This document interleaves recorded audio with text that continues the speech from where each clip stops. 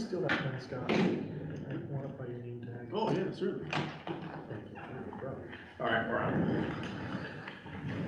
All right, welcome everybody, May 23rd, 2023 Village Council meeting.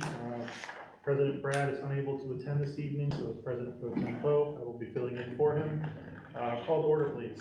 Roll call. Shelby, Here. Shelburne, here.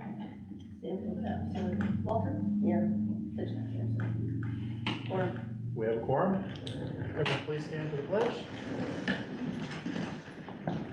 Pledge allegiance To the flag of the United States of America, and to the republic for which it stands, one nation, under God, indivisible, with liberty and justice for all.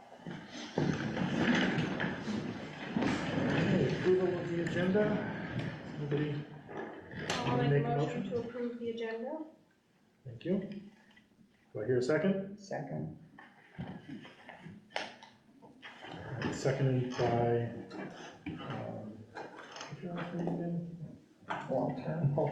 I'm sorry, Walter. Roll call, please. Shelby, Yes. Shelburne, Yes. Walter. Yes. All right. Public comment. If somebody wants to make a motion to open public comment. I'll make a motion to open public comment at 6 p.m. Do I hear a second? Second. Thank you.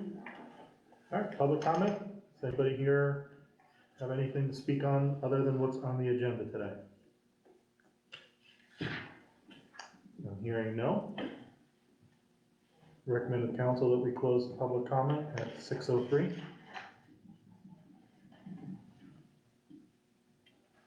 Anybody want to so move? Sorry. I just noticed that you didn't put the elevator stuff on that I asked you to. Wait on stuff on me. Yeah, I'll have information for you unless you want me to go now, it won't matter to me. We can discuss that during your report. Okay. Consent agenda. Made a motion, or sorry, Aye. recommended the council we approve the consent agenda as presented. So moved. So moved. I hear a second. Second. Thank you. Roll call, please. Shelby, Yes. Shelburne, Yes. Walter. Yes. Any discussion? We all had a chance to review that ahead of time. Any questions, concerns? I think everything looked in order to me.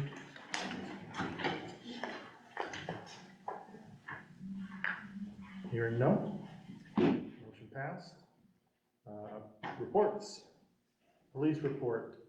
Looks like Deputy Hagerman was not able to attend this evening. I do see a note in his email that he will be attending a 4-day training next week, Monday to Thursday. I do not see any notes in here regarding your question, sir, from last meeting. I don't have any information on that tonight. I know Brad was the one looking into it, so. Do we have another deputy that's gonna step in for him for those 4 days?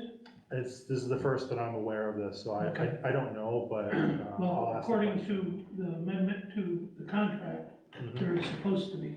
Correct. There should be, so I can definitely look into that for you.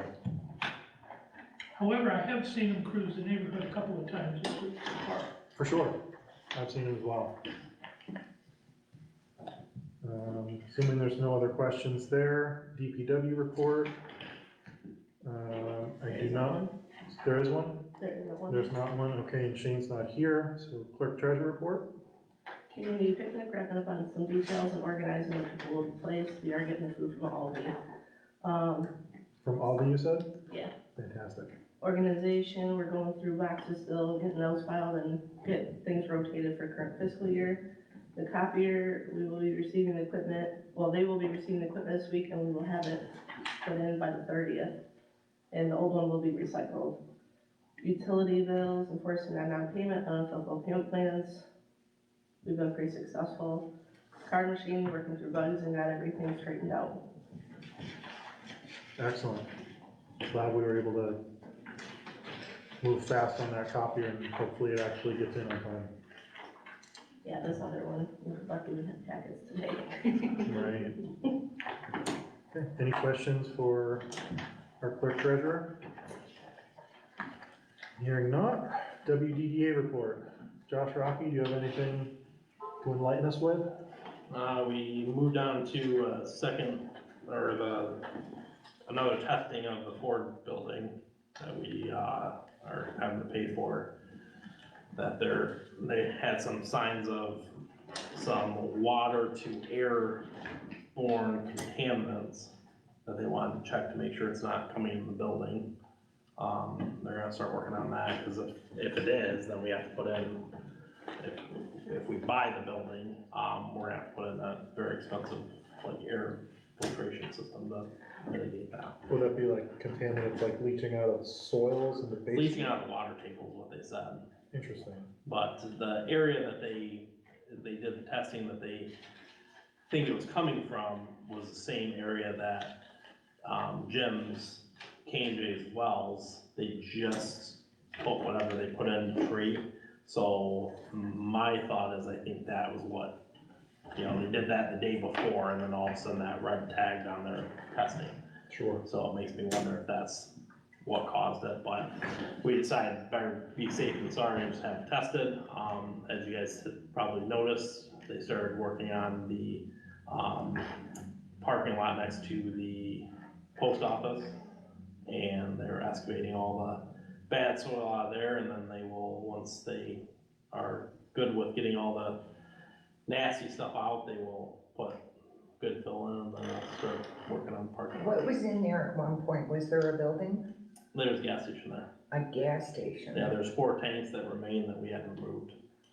Okay. So yeah, it was pretty, a couple of tanks still had actually like diesel or, So they're still there? no, they're gone.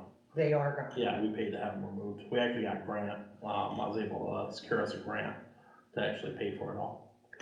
Now, do you have to have the EPA come in and That's- test that soil? Yeah, that's part of the environmental company that's been working there. We had the phase 1 done, then the phase 2, and then the tank removal, the baseline done, and then this is remediating the soils that are there to hopefully, when they pull out enough, they'll test again to see if they pulled enough of the bad soil out of that to call it no longer a brownfield. Mm-hmm. But if they can't, then our purpose, DEA's purpose to pave it and turn it into a parking lot is still functional, even if it's contaminated. But their hope was to be able to get rid of the designation of brownfield, because Webberville has a lot of brownfields. We have a lot of gas stations at one point around here, and random. How far do you think they're gonna have to go down? They were confident they could probably stop. When I talked to Luke today, when I went and looked at the site, he seemed to think 13, 14 feet they would be good, and they would be able to like call it. Okay. So that would be kinda, I was telling Sam earlier, they'd take a scoop out and it'd be fine, and then they'd and we were across the street, me and Shane were, and then they'd take a scoop out that was just black, obviously contaminated soil, and that instantly it smelled like diesel, and it was gross. So what, every couple of feet, you've gotta take, Yeah, sample tests? yeah, they do it till they can, the environmental guys are pretty good at being able to tell if the soil's contaminated, just by the smell of it.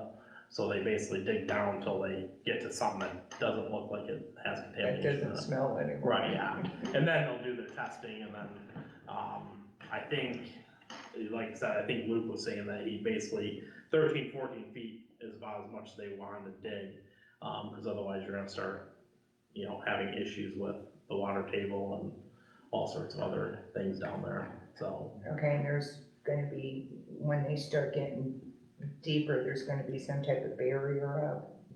Yeah, they currently have a orange construction barrier that's up there right now. I just Yeah. worry with holes that deep and. Yeah, we made sure that they would fence off. You get the kiddos out there, Yeah. Yeah, well, part of it's my OSHA also requires you to barricade it off, so it's pretty evident that it's there and it's barricaded off, so I mean, no matter what kind of fence you put there, if a kid really wants to jump over there, they're gonna figure it out, but. They're kids. Yeah, but at least I it's, bet you can't. right, it's a bright orange and, yeah, it's definitely marked and, I don't wanna make assumptions, but based on the size of the equipment and the multiple trains they brought in, I suspect they're trying to get this done pretty quickly and not have another whole. yeah, it was originally scheduled for a week and, Luke today said it's probably not gonna go past 3 days. Okay. So that they'll have it all excavated and then they'll start bringing fill back in.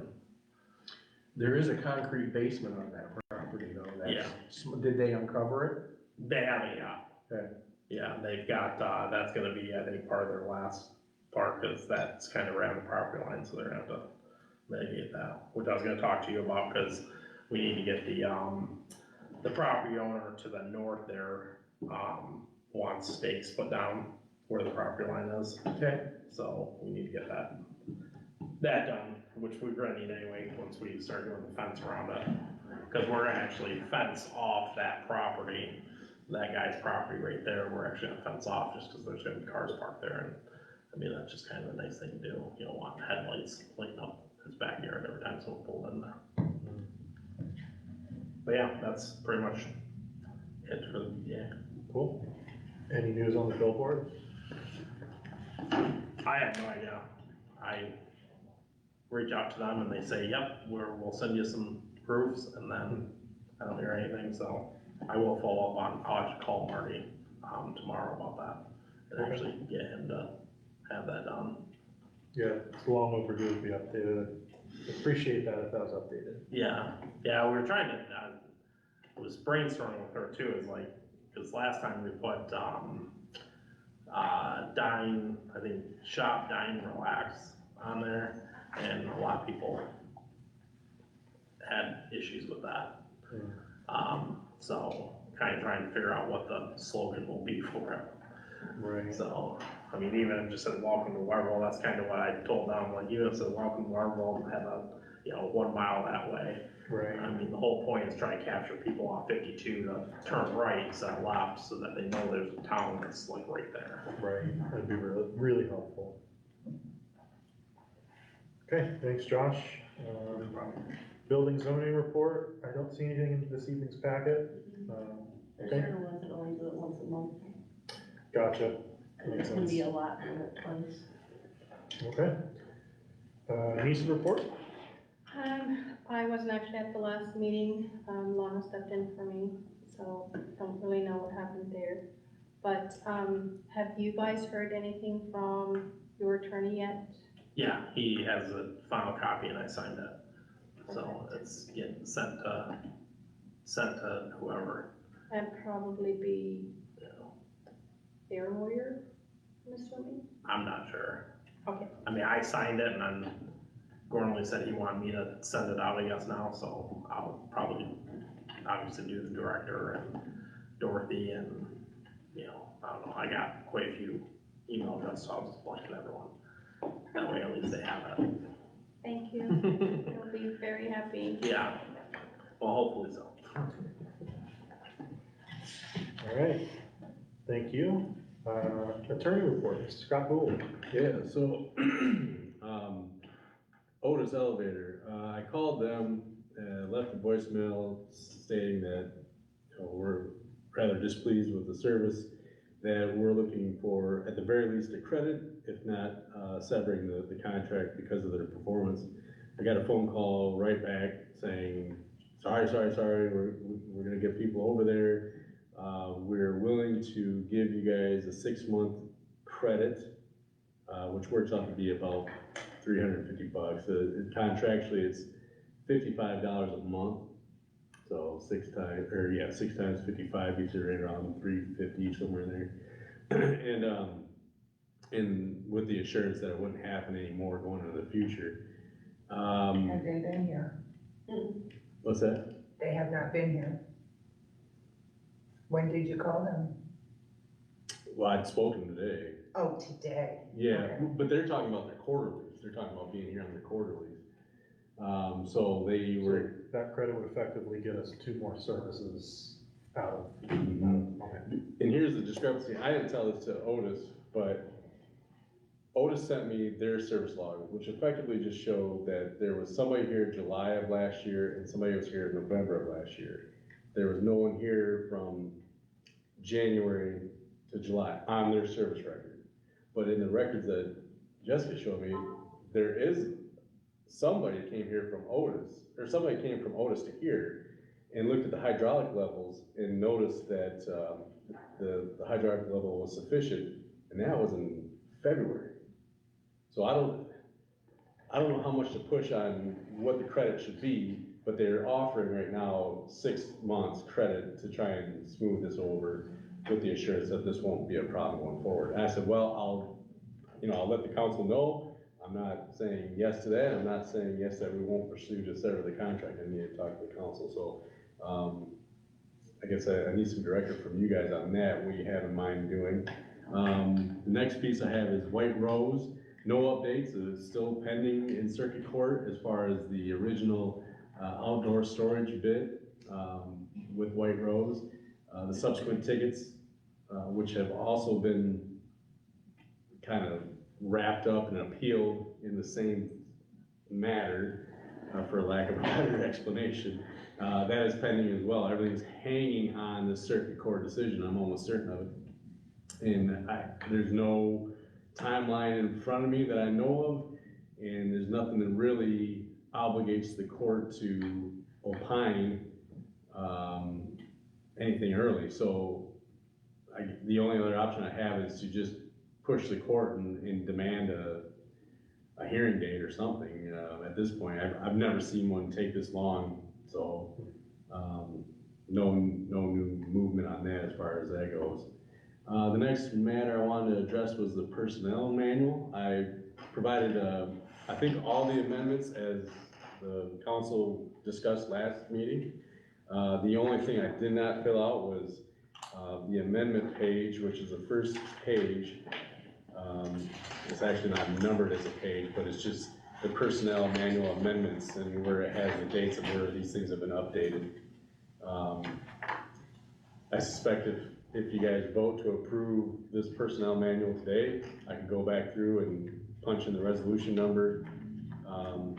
And I was only assuming that today's date was gonna be the date in which the thing was adopted, so what I can do is if it does go through tonight, amend that document, put it all together, and I can either make hard copies.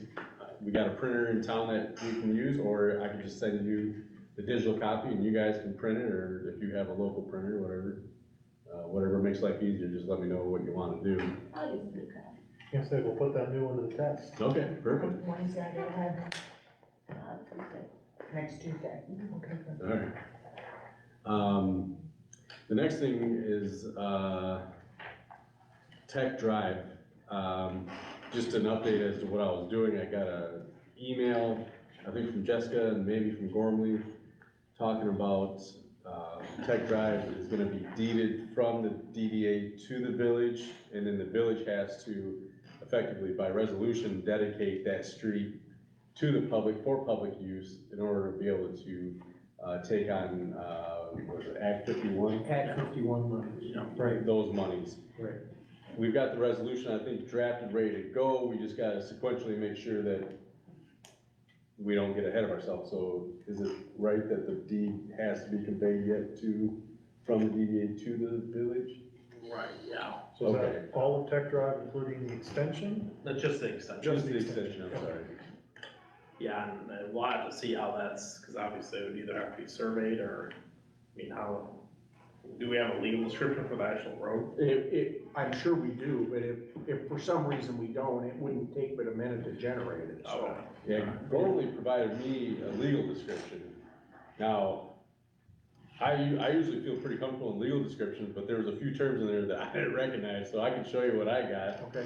But if it's not the right one, it's just a matter of clicking and we'll get it ready to go for whenever the council's ready to move on it, so.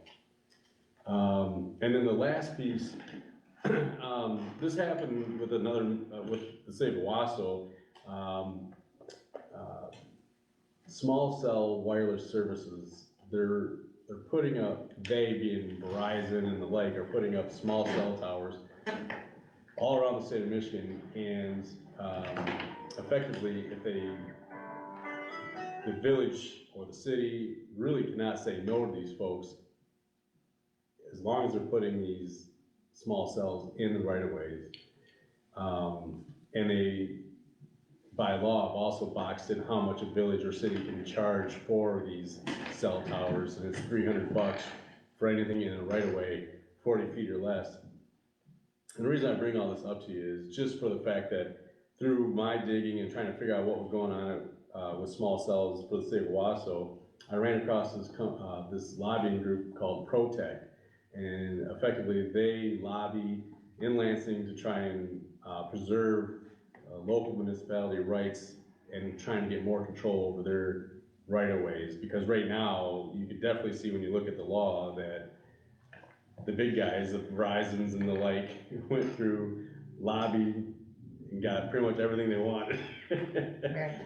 Yeah, so, you know, and for the fact that I got this correspondence, it's a membership. If the village is all inclined, it wouldn't have to go through me or anything like that, but it's, effectively they're asking for, it's based on population, it's 12.5 cents per resident. And so the membership for this would be $161. It's part of the Michigan Municipal League. But anyway, I'm not sure if it's even a concern, but for the fact it came into my mailbox, I figured I'd relay it to you guys, so. Okay, so if they put these mini towers in Webberville, all residents have to pay 12.5 cents? No. For us to be a part of the counterbalance to like Verizon and stuff, when they Okay. lobby Lansing, this group called Protect, they're effectively a lobbying group for the other side, for municipalities, for residents that don't want to have cell phone towers every 300 feet in the right of ways and stuff like that, so. Okay. So, Josh, is that anything you would know about? I mean, are there any right of ways that would be conducive in the village limits for that? Tons of them. Okay, I mean, that's, I mean, I have no idea how big yeah, these those things those are. new mini cells are, they're tiny, they're not really that big. And so they can pop them anywhere, because I mean, that's the problem that happens when they went to 5G. 4G is a long throw wireless signal, 5G isn't.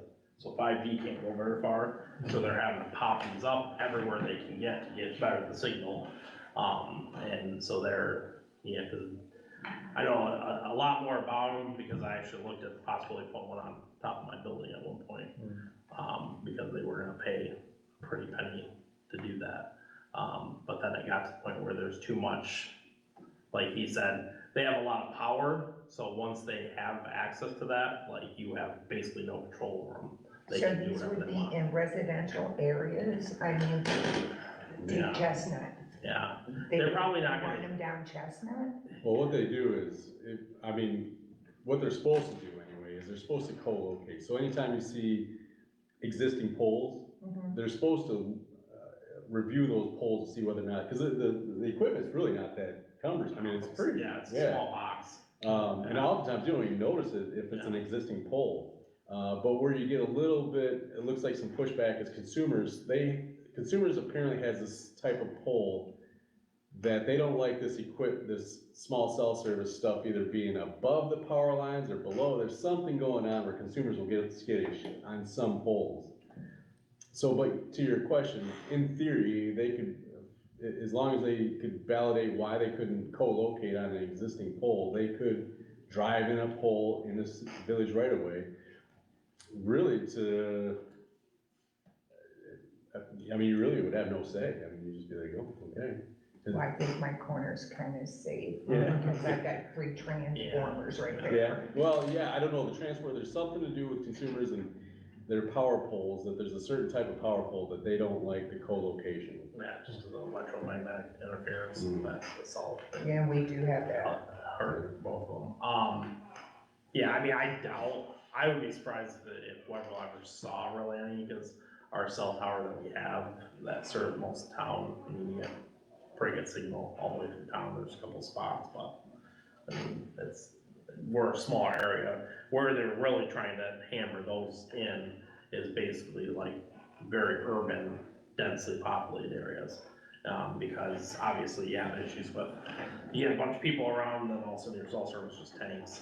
Like Okemos, Yeah, okay, higher Yeah, so population areas. yeah, cause I think even, Spartan Stadium, they put a ton of those in the Spartan Stadium, and it still wasn't enough. You Really? still go in there, and it's like, boom, your cell service, like, you have no data, nothing to like send out, because there's so many people in there.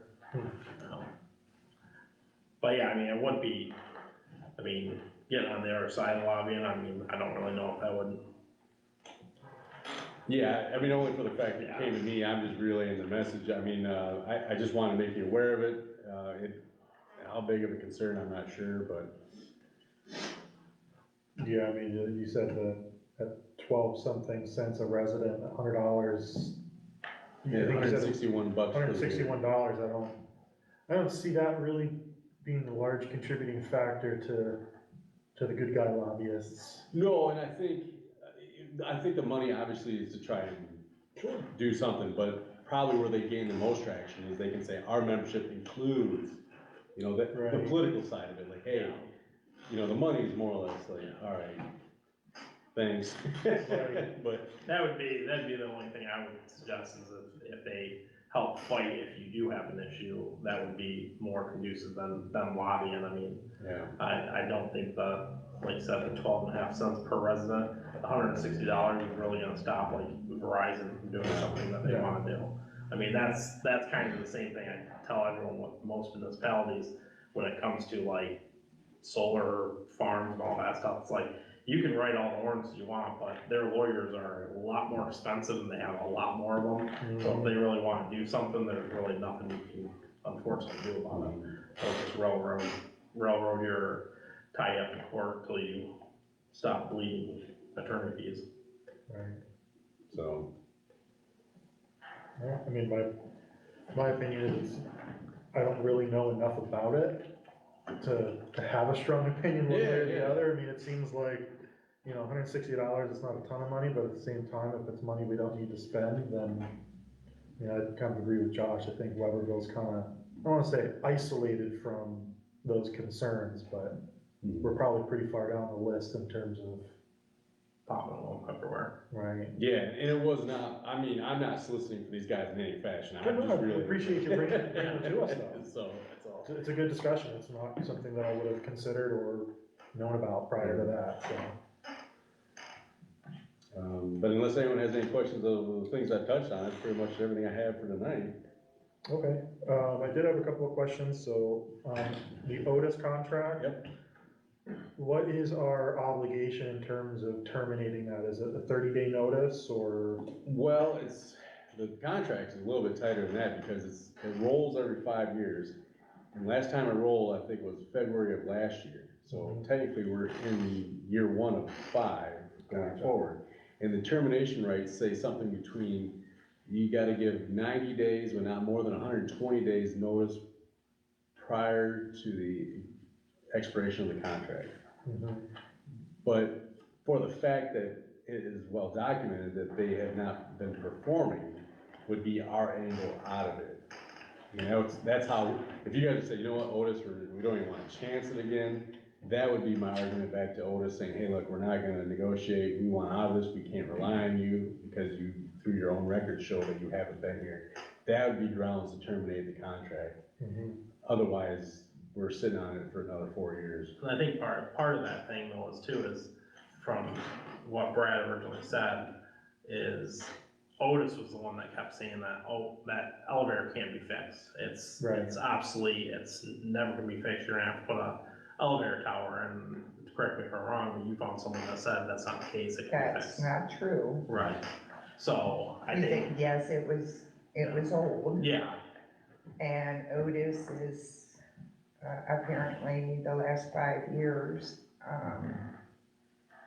their word is not to be trusted. right.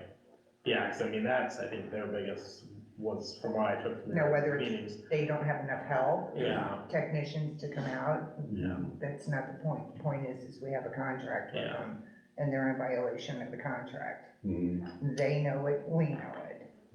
Cause that's one of the things I thought too, is when they originally said that it can't be fixed, I'm like, I've been in some really way older elevators than that were sketchy, that were still running and still had the inspection plate on it. Yeah. You know, the ones And they that, were Otis elevators. oh, I'm pretty sure it was. They were, one was, the whole, you close all the different gates and you Exactly. could actually touch the wall as it's going up because it's like just all open. So what I'm wondering is, does it make sense, or is it possible to continue this contract for the next 6 months where we have this credit, so we're still getting the services that we paid for, and then seeking termination, or do we need to seek termination now? Yeah, I think, given the way the contract reads, you either set up the contract now. I think if you take the credit, now you still gotta live with them for the next 4 years. Yeah. Gotcha. Short of, this issue with Otis, their professional opinion saying that elevator cannot be, repaired to some level. If we got a second opinion in writing from someone else that says, yes, it can, Which we did. that may be grounds in and of itself to say, look, we need to go a different direction, but even in that scenario, you're still in some form of negotiating to break ties, whereas right now, you've got a breach by them, Mhm. where that gives us an out. What if the village council had a representative from Otis come in and actually talk about the elevator at one of the meetings and actually see from them, like, some of your guys' concerns, and then that way it would give you guys, at that point, more information, and then I'm open to it. make a decision on that, and that, because it would be nice to know why they think it's obsolete, or that they can get parts for it, because that just doesn't seem right. Does the rest of the council feel as though that'd be appropriate, or no? Hey, as far as I'm concerned, they broke their contract. Okay. That's where I stand on this. Would that affect anything if we had brought somebody in and then still decided, hey, you guys still breached the contract and honestly, we're done? If you brought someone in advance of severing the contract? Oh, no, I wouldn't recommend doing that. I think we've gotta make, A a choice. And I'm not saying you have to make the choice today. I mean, I've laid on the table as the offer has been presented to me, but one, I don't think we should let this go much longer in either way. If a decision's not made tonight, it should be at least made for certain by next meeting as to whether we're gonna say, hey, Yeah, look, I'd breach like of to have full contract. council for that. Yeah, I was gonna say, let's Let's table this discussion, and for next meeting, Jessica, can you please have all the pertinent information on this topic, and we can have a topic to vote on whether or not we terminate the Otis contract and pursue the, contract or person that, Denver found. Right. Now, you guys have like the It quotes for was that? just a bit, I just said, hey, I know an elevator guy, gave him a call Mhm. and had him come over and take a look, see at it. Okay, are you able to get him to provide any type of quotation or like preliminary contract? I thought he already, Well, I did read, I can't remember the name of it, I did see, some paperwork on it. The only thing I'm thinking of off the top of my head is whether or not we are finding ourselves in a bidding situation. because they're right about there.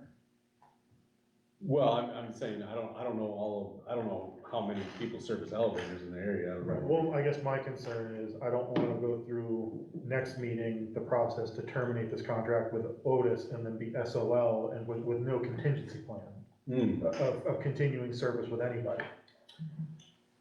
Yeah, I don't think there's anything wrong with, getting some hard numbers from another service provider. I just wonder I can look it up here in just a second, but are we in a situation where we need to send it out for bid? So then we have more than one. Yeah. Yeah. I don't know how many people service elevators in there, that's the one, I don't know, because if it was like just one provider, you find yourself in a situation where you might be able to say, well, given the uniqueness of the job. Is there a dollar threshold which would trigger a bidding requirement? I got it. Cause I mean, based on the numbers you're talking, a 6-month credit, it doesn't sound like an annual or even a 5-year contract would be a substantial. So if 6 is 300, so 1,800, 1,800 6 times 3. for 3. What, You said it was 600 for half the year, 55 or no, times 600? 6 is 350, so double that 700 a year times 5-year contract, which is about $3,500, Right. $4,000. So, I mean, we don't know, this other contract could be annual and be, yeah, I don't think there's anything wrong with calling in bids even now. I mean, to say, you know, calling people and say, hey, give us a quote on what the cost of service would be. And then by the time the next meeting comes around, you can say, okay, yeah, we're gonna take Otis at a second shot, or we're gonna tell him to get lost, and here we got a new guy on board, you know, so. What's the elevator's, certificate expiration? You know what it is? Not off the top of my head. That'd be pertinent information too, because if But it's if you wanna about get to, about to expire, you wanna make sure that you have someone that can recertify it. right, well, I mean, to your point, Scott, of how many people in the area service elevators is, Yeah. I just don't wanna get caught in a position where we Yeah. fire the only guy in town. Yeah, that's the issue there, you know, Otis invented elevators 130 years ago. Right. And, I know that there's at least one other firm in Lansing, Schindler Elevator, because they're in our building. And Otis, I'm sure, services Otis elevators, and Schindler services Schindler elevators. Mhm, I don't know if they service each other's, right, and I don't know if there's any independent people out there that service elevators. So, Yeah, I know of one, lives right in Webberville. do you? Yeah, I'm sure there probably is. but- Got him to come over and take a look-see. so would you be able to get him to provide us information and possibly even be here next meeting to, I can ask. yeah, I mean, it doesn't hurt to ask. Certainly, we would need information to know whether or not it'd be appropriate to terminate the Otis contract. Mhm. Yeah, you also got Great Lakes elevators and between Williams and Okemos, That's true. Scott Simmons, Mhm. Mhm. he also does it too. Give him a call, have somebody come take a look-see. Yeah, So the informal competitive quote process, because we're underneath the $20,000 threshold for services rendered, just says that open market, you don't have to put it in the newspaper, you don't have to observe procedure prescribed in the formal competitive bidding.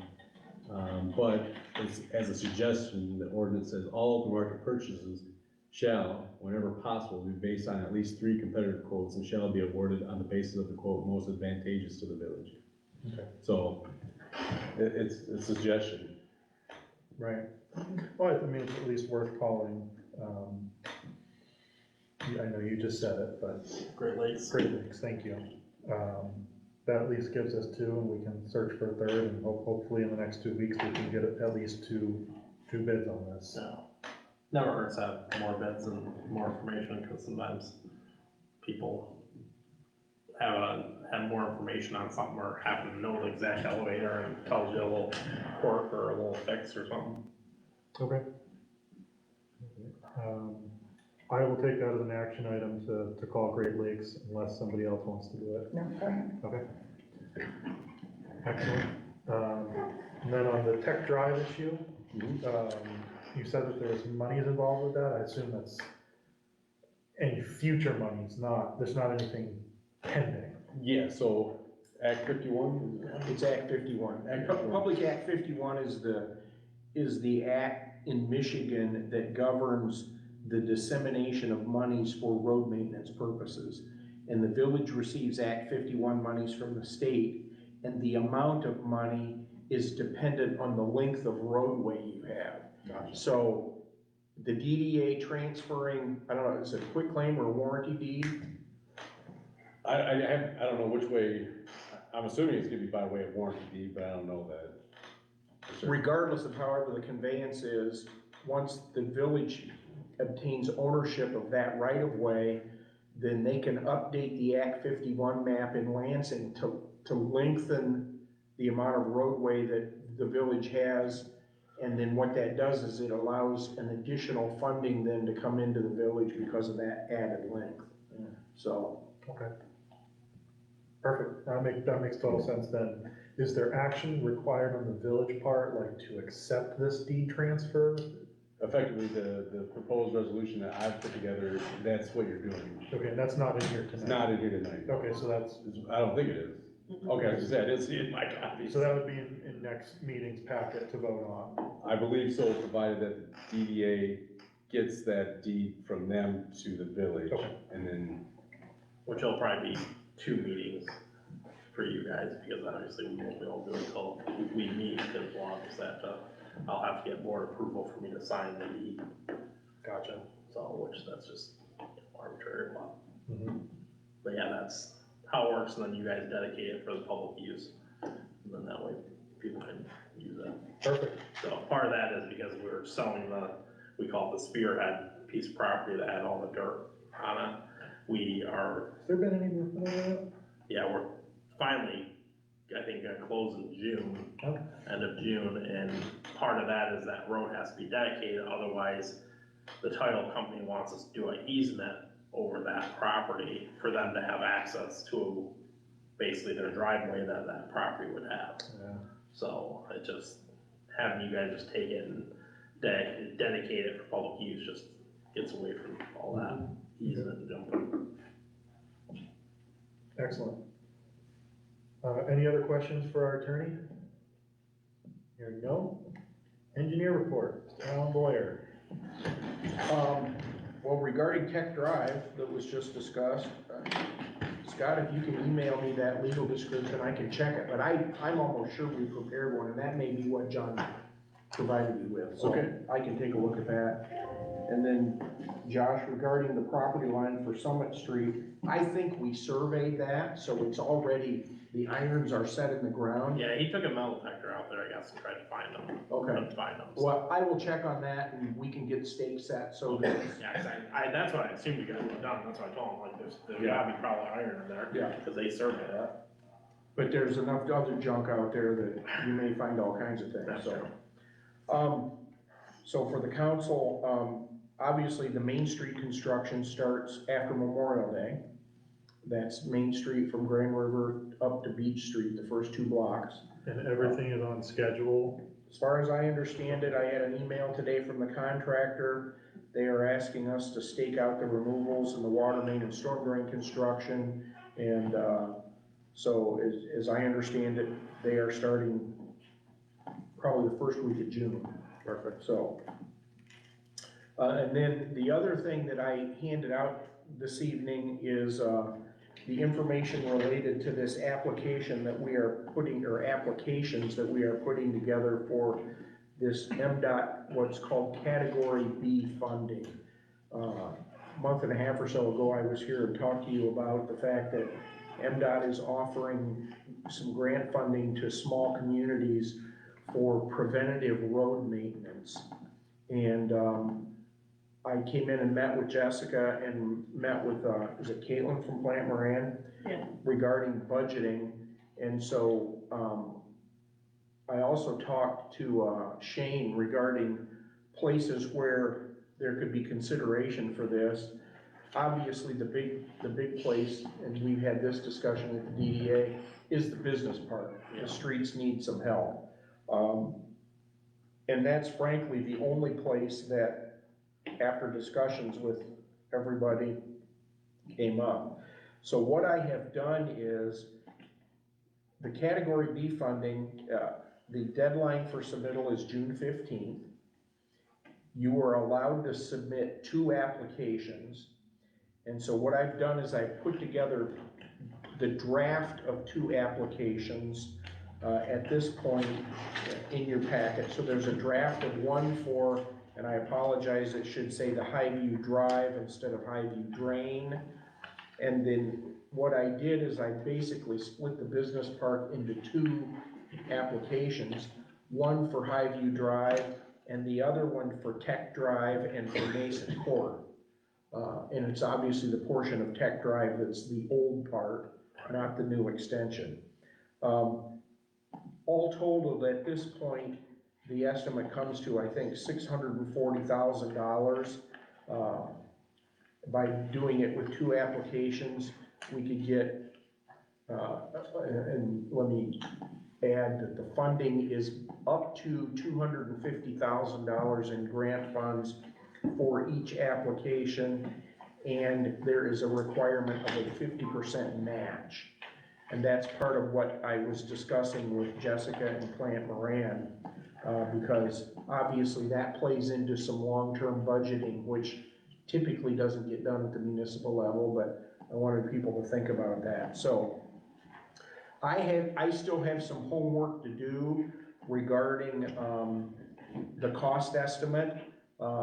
Because this is preventative maintenance, MDOT does not have some of this terminology in their cost projecting system, and I'm trying to get a better handle on the cost. We originally had given the DDA an estimate of about $600,000 to redo all the roads out there, but that was to actually mill off all the pavement and put it back down. That's more than just preventative maintenance. So I need to kind of do a little bit of a hybridization to make sure that my cost estimate is right. And I don't know the answer to that yet, but I think we're close. This all totaled ended up $640,000, of which about 320 would be the village's share, and the other 320, depending on both applications, would be the grant funds. The other things I included in here are, one, a draft resolution, and this draft resolution comes from both a resolution that Jessica sent me as the form for the village's resolutions, and the other one has to do with the form of the resolution from the application. And so I just provide this as a draft, as a heads up. This will be on the agenda probably at the next meeting. Well, it has to be on the agenda at the next meeting, June 13th, which is the next meeting, because June 15th is the deadline for the submittal. So I just wanted to get this in front of you so you had a heads up. Obviously, I will have the applications up to date by that time with the cost estimate, but this will give you some idea of the magnitude of the cost. For the council, we did check into the fact as to whether the DDA had standing to be able to make application themselves, and the answer to that question is no. It has to be the village, because it has to be the agency that obtains the Act 51 monies. So that was the answer to that question. We thought we could get a little greedy and make 2 applications for DDA and 2 applications for the village, but that's not the case. So the other thing that I included in the packet, and somebody may have missed one because I ended up with an extra, it's simply the aerial photo of a map to include with the applications.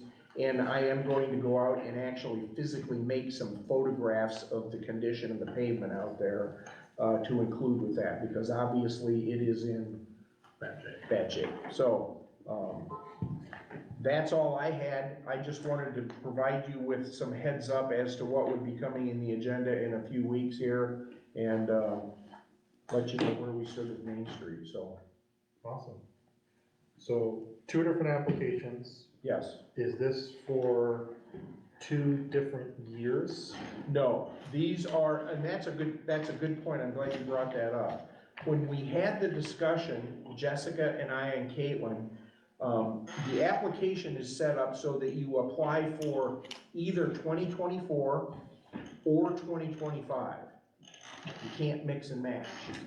And the discussion had to do with, whether we put it off another year, and I already know the answer to this from talking to Josh, simply to let the fund balance build up at the village. I suspect that you're gonna want this done in 2024. Or at least ask for it in 2024. Yeah, I mean, Road's in pretty bad shape. yeah, Another winter, it's gonna be, Yeah, it's probably would be, be very problematic. But I mean, it also, I mean, I'd have to have a discussion with the DDA board, but obviously that was one of our projects that we were gonna take, so we might be able to do some, a revenue sharing agreement to come up with a match. Which if that was the case, having another year would put us in the position that we could probably do that. So 2025. and so that's one of the things I need to know. Now, I did put it on here, and if you go through, I think it's page 3. I list one of these as 2024 and the other one as 2025, simply because I wanted the inconsistency there now, there, so that I knew I had to fix something. And 2025 would be, would you feel would be more appropriate? Yeah, I mean, I think to everyone to have the match figured out by then, I think that would be a. Is there any risk with doing 2025 that in the next 2 years of, if we were to see large amounts of inflation, that we could adjust the cost, the cost of the project would go up? Would the grant money reflect that? Like, No. so, No, and in fact, if you look at the dollar value is fixed in the grant, and in fact, one of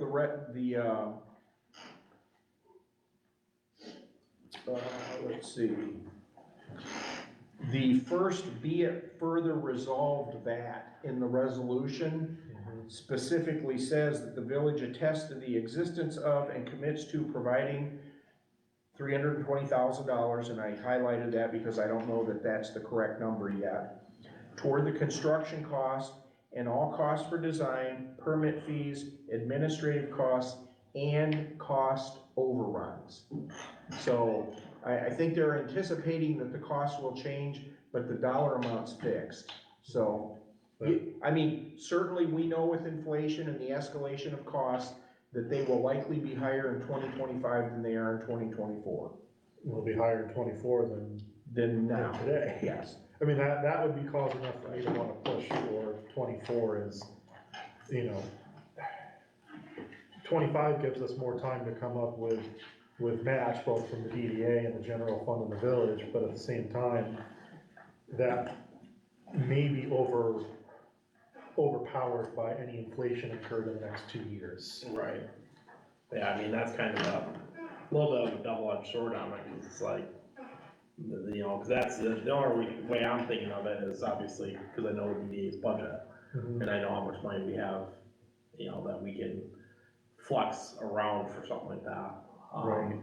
Where I don't know, like your guys' condition, if you guys would be able to shoulder $300,000 out of your fund balance or not. I mean, if you guys talk to Caitlin And that's exactly why I came in and talked to Caitlin and Jessica, so. And I don't recall what the, I don't know the exact number. She did say something about, that we could probably do one for 24 and 25, but then so you can't do that. yeah, I don't think you can split it. As I recall the application, it said 2024 or 2025. Yeah. And is she looking at just the general fund, or is there major street or minor street I money that we believe could it's just use? the general fund, Okay. that's where we can take that from.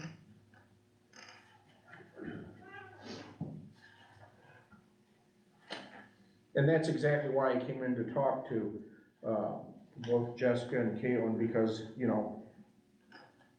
I know most municipal units of government don't do long-term capital investment or capital improvement planning. And, I wanted to at least bring this up so that people were aware that, what might be coming, so. but you said the deadline was what, June 15th? Yeah, the submittal deadline is June 15th for 2024 and 2025. Do we have time to confirm what we could do with Caitlin to come up with the 24, 25 answer for you for next meeting? I can find out and then just get ahold of them. So it's ready for the next. Should take a quick phone call. Yeah. I'm just saying, I shoot your text. we can have that discussion all at once, all together in 2 weeks of you know, what we wanna do, when we wanna do it, if we can do it. Do you have to hand deliver that on the 15th, because isn't the next? No, I submitted by email. Okay, perfect, yeah. I was worried about the stamp mill. That's all. Submitted by email. And so the two different applications, if I understand it correctly, the first is, it's just preventative maintenance, or is this, your intention is to have blacktop milled up and new blacktop put down? Yes, it is, there, in the application, there is a specific set of definitions of preventative maintenance treatments. And so two of them are applicable to the business park streets. One of them is called a non-structural hot mix asphalt overlay. And so you would mill off the top 1.5 of the pavement prior to putting down a new 1.5 of pavement.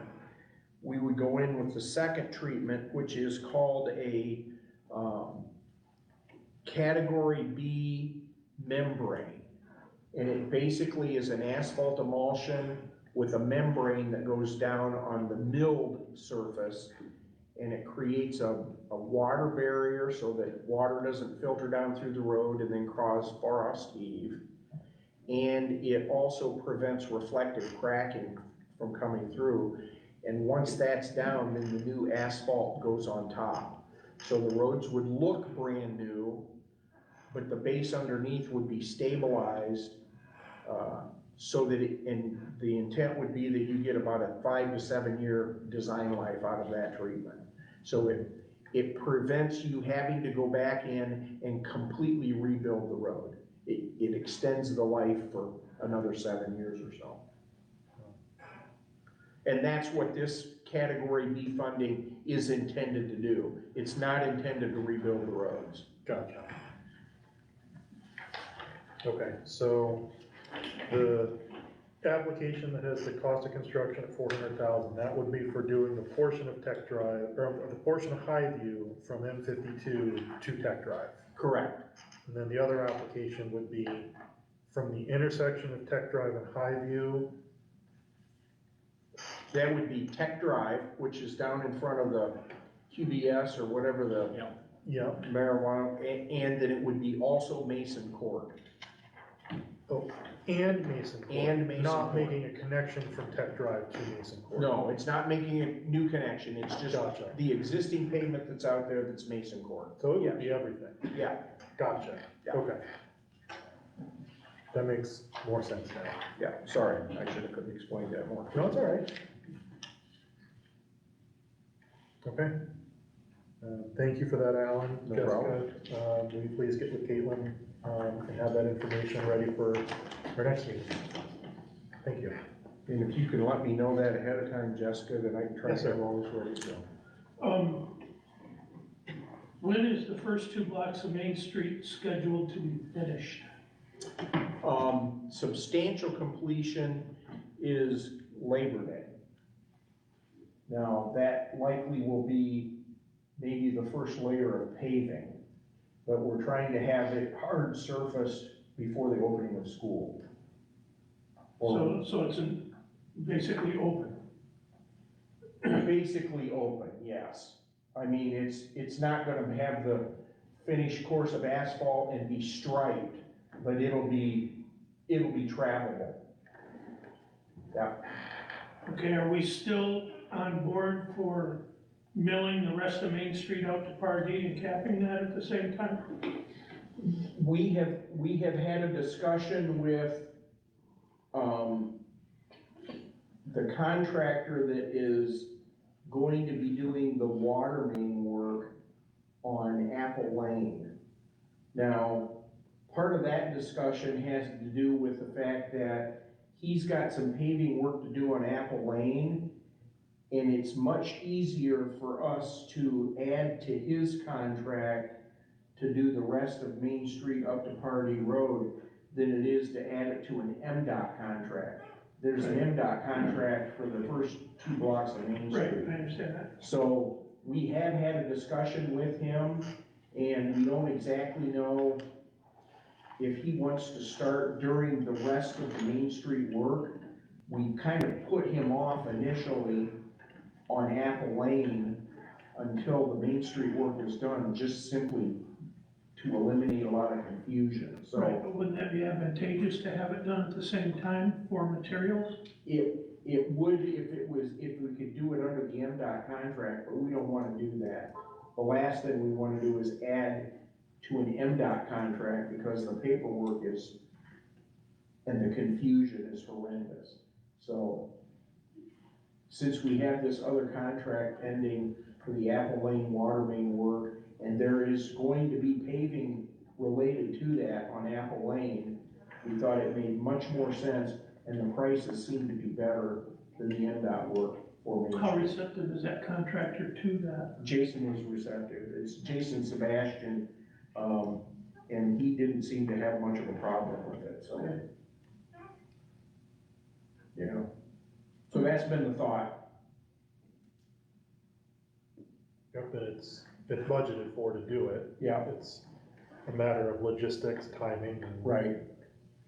Okay, And your point's well taken. Logistics is a big issue, and The intent is there. well, I mean, I was just thinking that not necessarily adding it on to the MDOT contract for materials, but if they go to the same place and say, hey, look, you know, while MDOT is getting the materials for this, we need materials for this and this.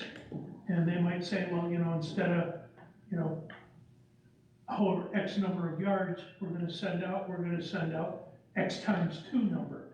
And, you know, that Right. might get a little bit of a price break, not necessarily on the MDOT contract, but on the other, that might save us a little bit of money. now, one of the things I will point out too is, you know, we've worked for a long time trying to get this work done on Main Street.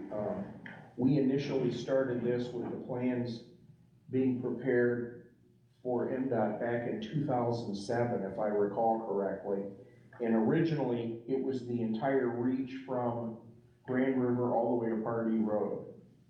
At that time, the village council elected to not do that work because it was gonna be too expensive to do it all at once. As you noted with the escalation of prices, it's gonna end up being more anyway, since it's now 2023. But the balance of Main Street, the north half from Beach Road to Pardee Road, is on the transportation improvement plan at MDOT for 2025. Right, I understand that. Yeah, so, you know, and that will involve completely rebuilding it. Right. So, But just milling it and capping it would do wonders for would that last, section of yeah, road. a couple of years, yeah, because it's in pretty bad shape. Yes, it is. And we've, like I said, we've budgeted for it, the intent is to do it, it's Yeah. a matter of the logistics of getting the contractor. Right, To okay, you know, mobilize to do it. thank you. Perfect, no problem. I did have one other question for you, Alan, regarding the Main Street project. Is there a parking plan in place in terms of how, if at all, parking will be restructured at the intersection of Grand River and Main Street, right near the party store and the ice cream shop? Yes, I mean, and I can send you the plan. Okay. We have it, you know, laid out, if I recall correctly in there, it's very similar to what it is now, but I'm not sure. With diagonal parking, or is the intent to go to parallel parking? So I know in front of the school, the plan is switching to parallel. Yeah, Which I still, like, I was talking with Sam earlier, and it's like, I mean, right now there's 8 to 10 spots there, and then you switch to parallel, so it'd be like maybe 4. 3 or 4? So you're taking a huge amount of parking away.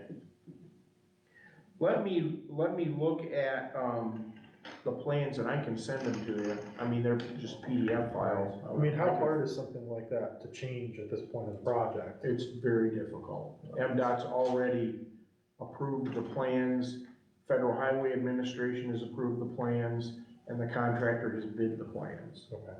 so. Yeah, 'cause especially now with the funeral home going in there, parking has become a concern, and the last thing I wanna see is have us do Main Street and then add demand for parking while simultaneously removing supply of parking. But if it's something we can't change, I guess it is what it is, but I'd still like to see the plans. Okay, I can forward you the plans.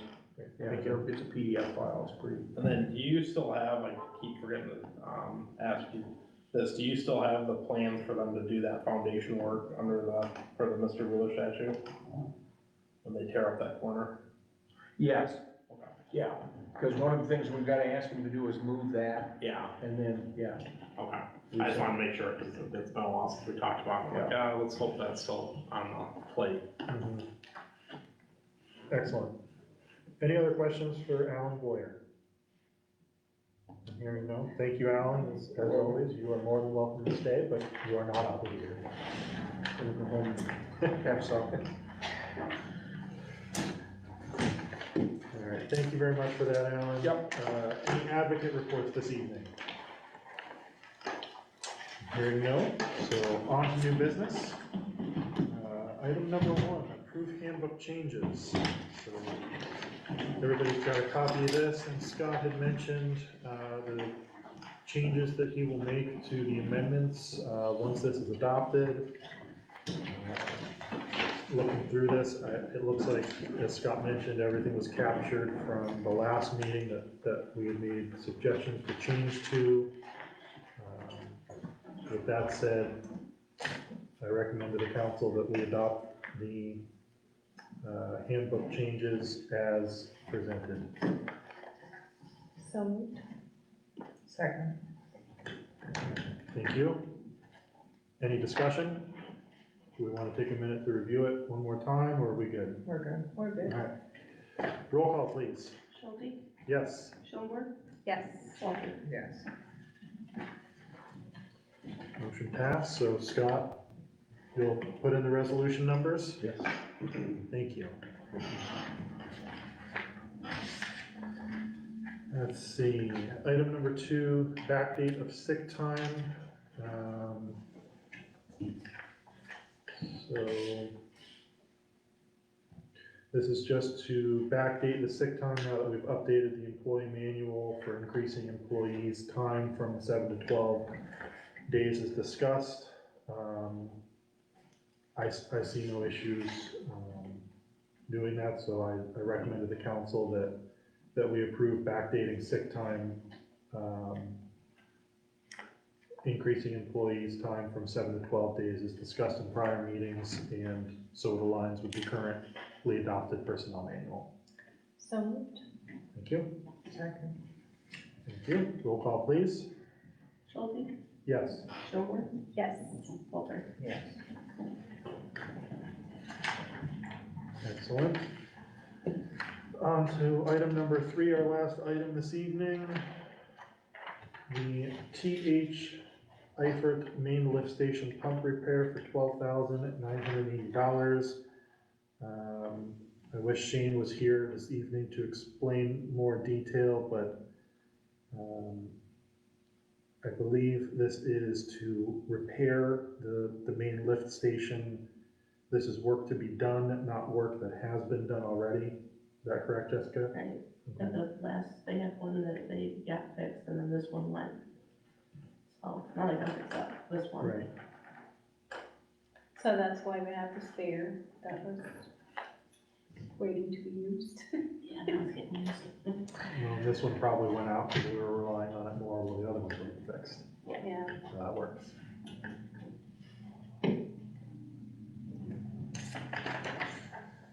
Scope of work, provide labor and equipment to disassemble the pump, serving the main lift station, clean the pump, bake windings and stator, provide and install new bearing, mechanical seal kit, power cables, install the rebuilt pump, startup check and test for proper operation. This all seems in line with the last one that we did, so with that, I would recommend to the council that we approve the TH Eifert main lift station pump repair for $12,980 as presented. So moved. Second. Thank you. Roll call, please.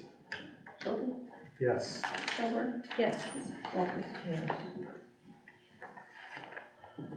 Motion passes. That brings us to the end of our meeting. Josh, has there been any comments that we need to address?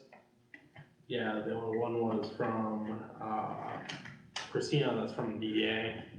She wanted to let us know that Leroy Township Supervisor called me last Friday to say there was a plan to fix a section of Party Road. This year, following some work that is being done on Dennis Road, the Party Road repair will not be a large one, but should cover from the bridge to just past the hill going toward Webberville Road. This may not happen before the Main Street project starts, but at least there's a plan to fix it. Gotcha. And I believe there was discussion last meeting on possibly trying to continue on with those repairs, but I think that would have to be on the 2025 schedule. Yeah. I mean, I think we probably should reach out to Leroy and find out what their schedule is, because obviously if they have that torn up at the same time as Main Street, that could be a huge problem with the detour, because that's how most people are probably gonna get to that side of Right. Webberville, is to basically go Webberville Road to Party and then come in. So if that's barricade off and they're doing work on that, then that's a pretty long block to go around, because you're talking, you have to go all the way up to like Allen and then back around to Kramer and then to Party, so, yeah. I'll call Earl and see if he Yeah. knows anything more about timing. I mean, if they can plan it for obviously more towards like, July, August, I mean. Well, the problem is our detour is gonna be up all summer during road construction season, so I would Yeah. assume at some point there's gonna be an overlap. Yeah, well, especially if you guys are going all the way to Party, but that ideally would probably be the best time for that to happen, was when Party, that section's being torn off, because that's gonna be, most people that live on that side is gonna have to go down Main Street during that time anyway. Right. So yeah, just Well, obviously work together to find a schedule so that there's not, we're not cutting off every way to get into town. Right. All right, well, I'll call Earl and see if he knows. With that, is there a motion to adjourn? Oh, yes. Did we just buy a new microwave? The one that we have downstairs died. Okay.